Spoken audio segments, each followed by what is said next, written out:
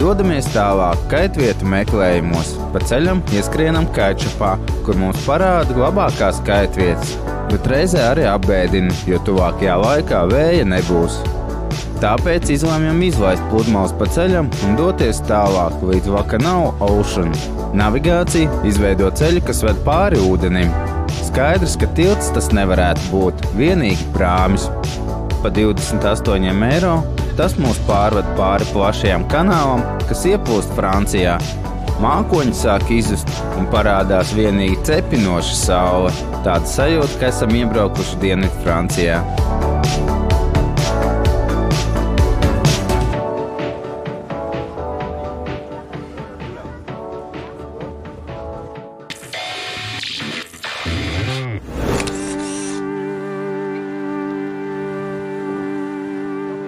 Esam nonākuši, varētu teikt, sērferu paradīzē Vakanau Ocean. Ielas pilnas riedugušiem jauniešiem un dažiem sērfa dēļu padusēs.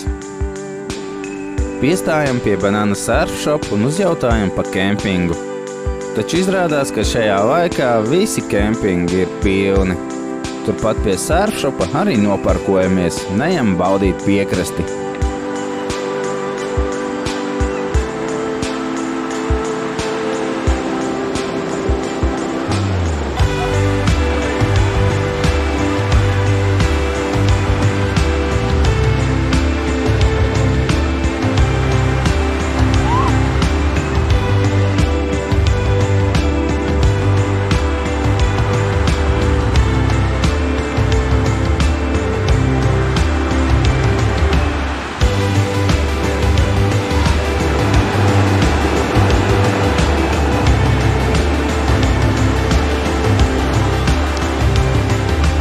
Izīrējam sērfa dēlu uz visu dienu, tas maksā 18 eiro.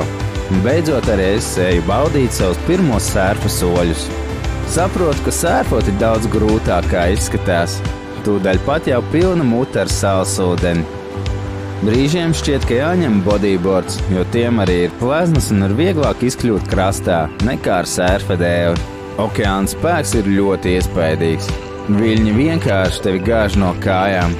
Arī Ilona dodas sērfot. Viņai sanāk krietni labāk nekā man.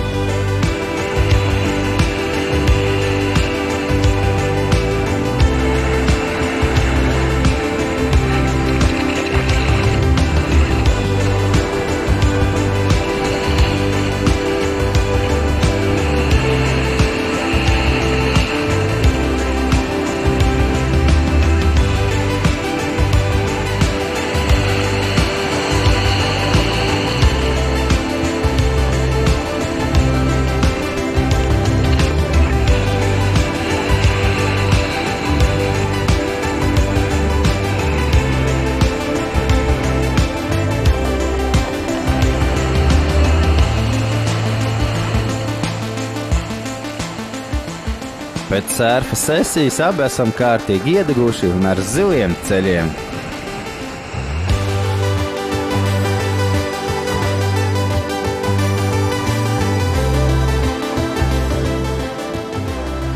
Pēcpusdienā pludmale stipri piepildās, arī ūdens pienāk ļoti tuvu.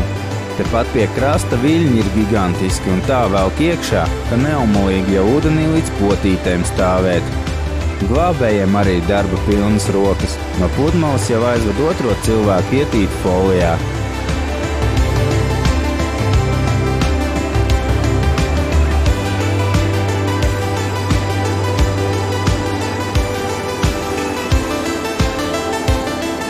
Arī appūtniekus glābēji laiž tikai ciešā bariņā pie augstā glābēja krēsla. Ja kāds aiziet pa daudz sāņus, uzreiz švilp vai nāk atpakaļ. Tāpat, ja arī aiziet pa dziļu. Patīkami, ka dziļāk okeānā visu laiku dežūrē ūdens mocis, ja nu kas.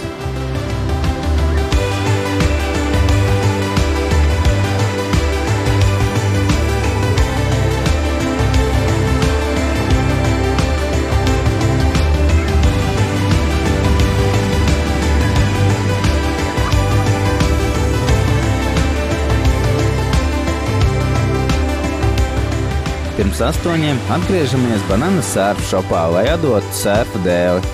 Forši, ka pēc okeāna var nomazgāties pat ar ziepēm un šampūnu, jo pludmalē ir ļoti brīnišķīgas dušas, kā arī toaletes. Sagaidām saulrietu un ejam baudīt Lakanau nakts dzīvi.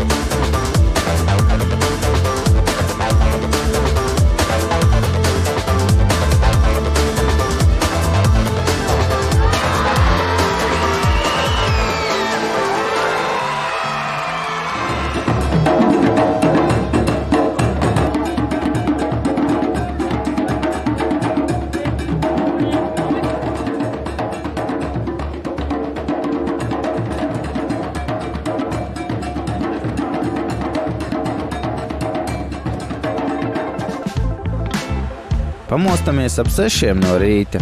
Pirmie sērfotāji jau dodas ķert savu lielo vilni.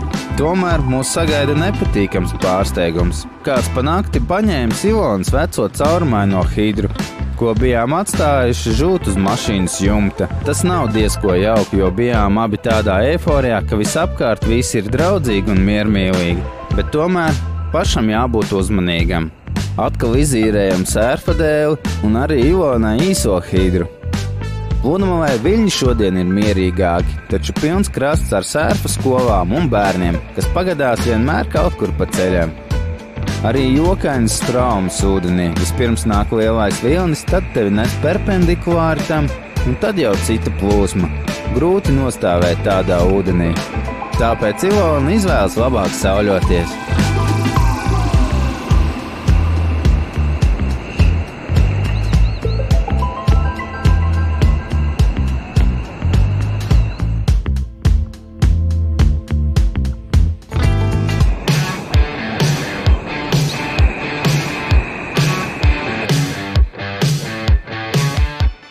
Es gan līdz spēku izsīkumam mēģinu sērfot. Nedaudz jau sanāk izcelties un pāris sekundes pabraukt.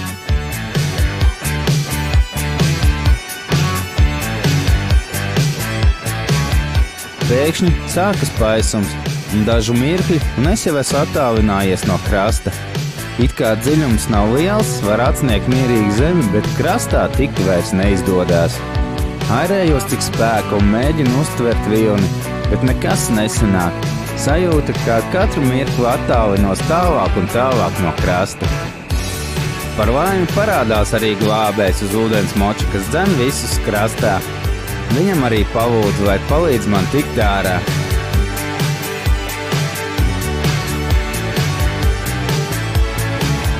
Ilona, protams, dusmojās, ka biju tik dziļi iepeldējis iekšā.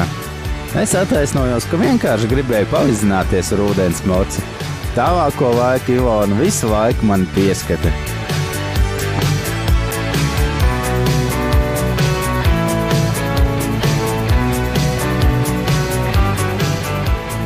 Atdodot nomā dēlu un hidru, saņem komplimentus no veikalnieka, ka esmu viņa favorite surfer, kas nebaidās no viļņiem un draudzējās ar glābējiem.